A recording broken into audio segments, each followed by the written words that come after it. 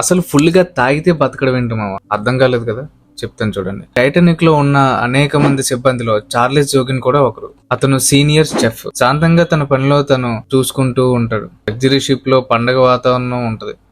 రాత్రి వేళ అతను తన తోటి చెఫ్స్ తో పిక్చర్స్ తయారు చేస్తూ నవ్వుకుంటూ ఉంటాడు. ఏప్రిల్ 14, 1912 రాత్రి 11:40కి టైటానిక్ ఒక భారీ ఐస్బర్గ్ ను ఢీకొంటుంది. ప్రయాణికులు ఆందోళనతో పరుగు తీస్తారు. చార్లెస్ జోగిన్ పెద్దగా భయపడలేదు. అతను తన గదిలోకి వెళ్లి కొంతమంది వెచ్చని బ్రెడ్ ను తీసి ప్రయాణికులకు పంచుతాడు. తర్వాత ఒక పెద్ద విస్కీ తీసి తెరిచి తాగడం ప్రారంభిస్తాడు. ఇప్పుడు ఎందుకు భయపడాలి అని అనుకుంటూ అతను అలసట భరించడానికి తాగుతాడు. షిప్ వేగంగా మునిగిపోతుంది. కానీ చార్లెస్ గందరగోళంలో లైఫ్ బోట్ లోకి ఎక్కేందుకు ప్రయత్నించాడు. చివరికి షిప్ పూర్తిగా సముద్రంలోకి దిగిపోతుంది. అతను సుమారు 2 గంటల పాటు మంచునీటిలో ఉంటాడు. కానీ ఒక్కసారి కూడా అతను హైపోథర్మియాతో బాధపడలేదు. ఎందుకంటే అతను తాగిన విస్కీ బాడీని వేడిగా ఉంచిందని అర్థమైంది. కొన్ని గంటల తర్వాత అతన్ని లైఫ్ బోట్ లోకి లాగి రక్షించారు. అతను వెంటనే కోలుకున్నాడు. అలా అతను బ్రతికాడు. మరిన్ని వీడియోస్ కోసం సబ్స్క్రైబ్.